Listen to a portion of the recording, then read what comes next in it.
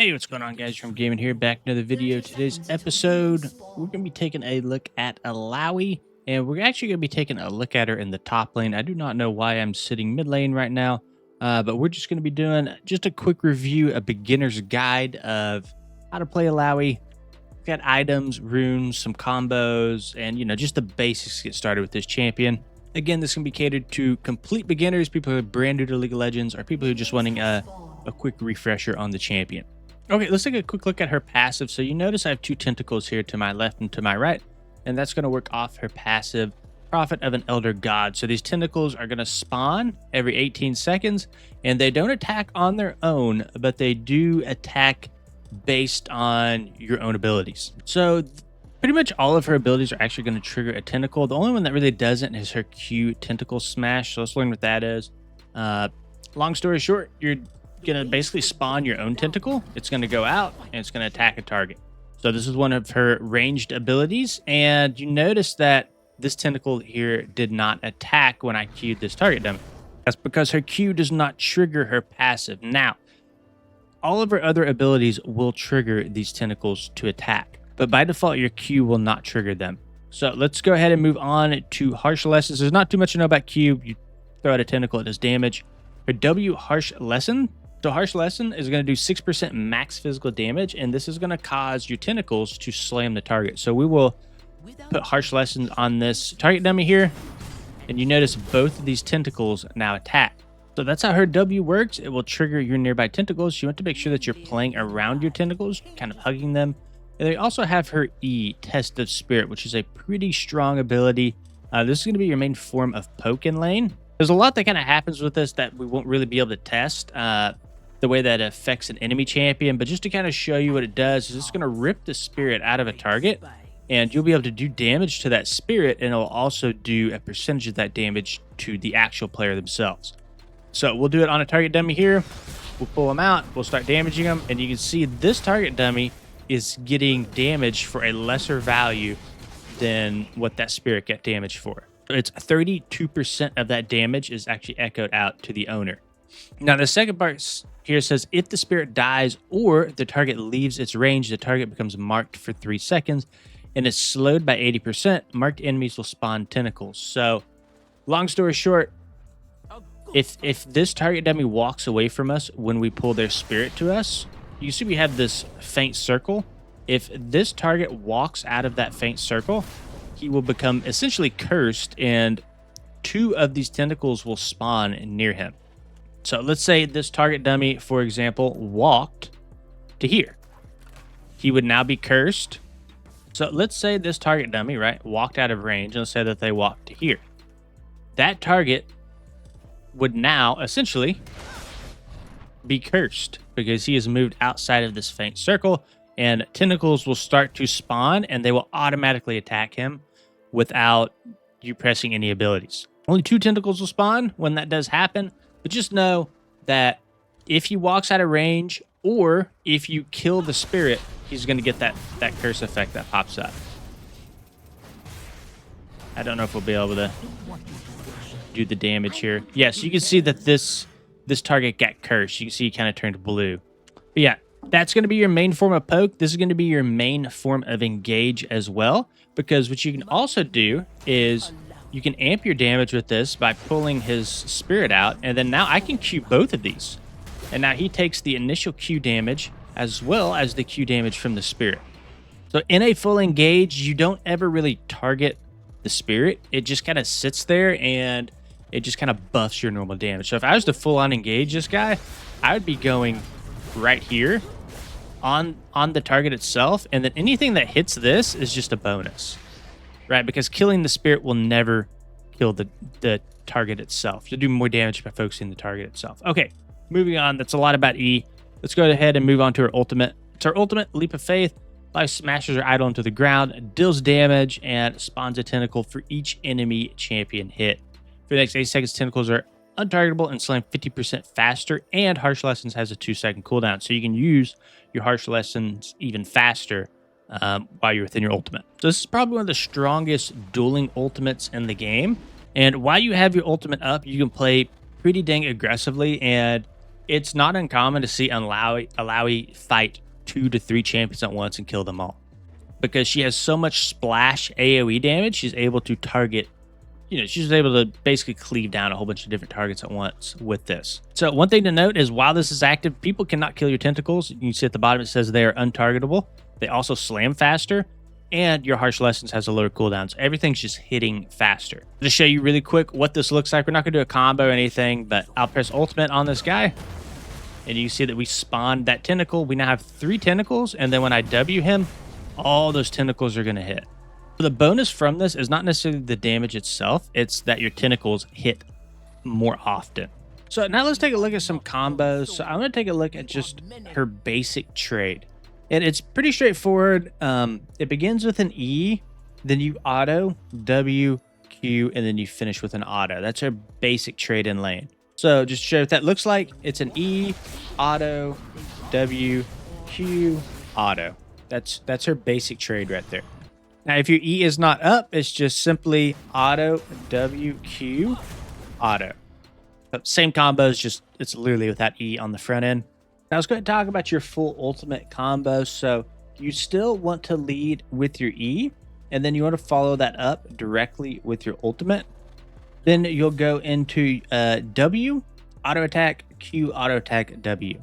This changes a little bit more because now our W is only a 2-second cooldown instead of a 4-second. So that means you're able to weave in an additional W in there in your full combo. To show you what that would look like, you'll just simply E, ultimate, W, auto, Q, auto, W. Okay, now let's take a quick look at some of her runes, spells, itemization, why it's strong on her. So you'll be running the Resolve tree, and you'll be running Grasp of the Undying. This is going to help you trade in lane, and this is one of the things that you're actually wanting to trade around. We'll talk about that a little bit more here in a minute. We'll also be running Demolish. If you're not sure what Demolish does, whenever you get up to a turret, it's going to give you this sort of unique timer, or this like ticking timer that happens underneath the, kind of like at the foot of the turret. And then your next auto attack will basically just deal a whole bunch of damage to the turret. So really good for split pushing. We'll also be taking Bone Plating. That's going to help us trade a little bit better in lane, and then Overgrowth for some health scaling. A lot of our abilities deal max % health damage, so pretty nice with Overgrowth. We'll also be taking Precision in our secondary tree, Presence of Mind. This is going to help sustain your mana in lane. And then we also have a Last Stand, which is going to help us do a little bit more damage. And that's kind of how Illaoi works, is she typically fights 2v1s, 3v1s, and she takes very risky trades, or risky fights rather. And something like Last Stand just really synergizes with that type of play style. You're always going to be teeter-tottering your health bar. That's going to increase our damage. We'll also be going double Adaptive Force and health scaling. Moving on, for our starter items, you'll be going Doran's Shield, Health Pot, Stealth Ward. Your very first item will be Sheen. We'll talk about this a little bit more in a minute. And that's going to build directly into your Iceborne Gauntlet. And then you're going to be getting basic boots as your first back. So yeah, we're also running Iceborne Gauntlet. So after using the ability, your next attack deals bonus physical damage on hit and creates a frost field for 2 seconds that slows. So in your combo, whenever you EW, you want to make sure you follow that up. Whether it's a combo with an ultimate, without ultimate, doesn't matter. You make sure you follow up your EW with an auto to get that Spellblade proc for that empowered auto attack. Just get in the habit of EW auto, so that you can proc your empowered auto through Spellblade here. Then that slow effect is going to be really good from Iceborne, because that's going to slow the target and it's going to allow your tentacles to have more accuracy and land. Depending on who you're against in lane, you can go Plated Steel Caps. You can also go Merc Treads if it's a very AP heavy composition. We're also going Black Cleaver as well.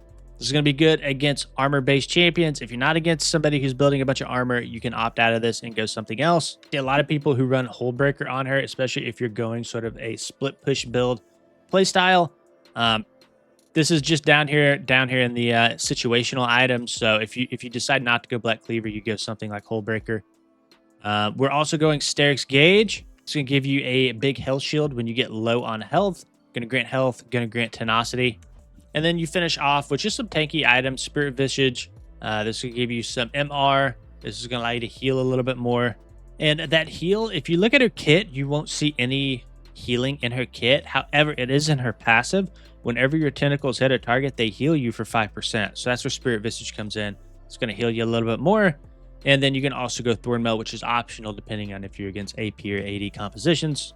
Down here, situational items. Like I said, Hullbreaker is really nice. It's one that I'd like to run. Really good if you're split pushing a lot. Then another item that I really like here is Jock Show. So after 5 seconds of champion combat, increase your bonus armor and magic resist by 30% until end of combat. It also gives flat health, armor, and magic resist. So another really strong item. So I'd probably stick to like these 6, and then you can also flex Hullbreaker or Jock Show.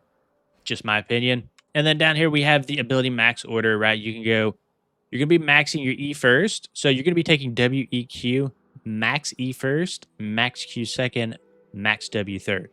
Okay, let's talk about some laning tips. So we talked about earlier about how E is your engage, it's your poke. E on Illaoi is literally everything. You're not nearly as strong without it because you lose that big bonus damage amp. It's your poke, it's your engage. So make sure that you're playing lane around your E. Without it, you're weaker. With it, you're really strong. Another thing is in terms of positioning, you want to protect your tentacles as much as you possibly can. A lot of the times against ranged champions, that's hard to do, right? You're against a Kale who has range. There's not much you can do against that. You're just going to lose them. But in scenarios where you can protect them, you think the trade's going to be pretty even, go ahead and contest for those tentacles because they're wasting 2 auto attacks, right, to take that out. You can get a decent amount of damage. You can typically win the trade as they waste their abilities on your tentacles. Now, another thing you can do as well is you can support this tentacle if it's a melee champion with your other tentacles. So you can see I have these tentacles kind of in a staggered formation. So this tentacle can actually protect. If a melee comes up to try to take out this tentacle, I can hit him, and I can hit him potentially with both tentacles if he doesn't take this one out quick enough. So this right here, just that simple trade is pretty significant, and it's going to chunk him, and it's going to take a lot of health out. It's just a bad trade for him to go for that tentacle here.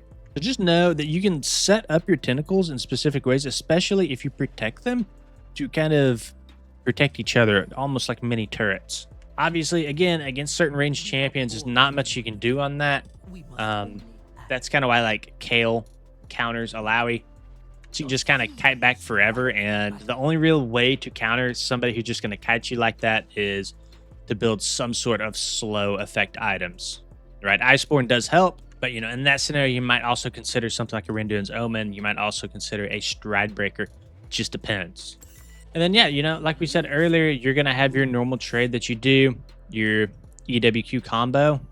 Another tip where Illaoi is pretty strong, you're pretty strong in any sort of like alleyway or any sort of pit, right?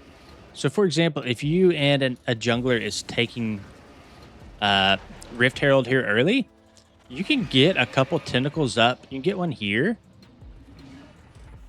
and then you can get another one up in pit. There it is.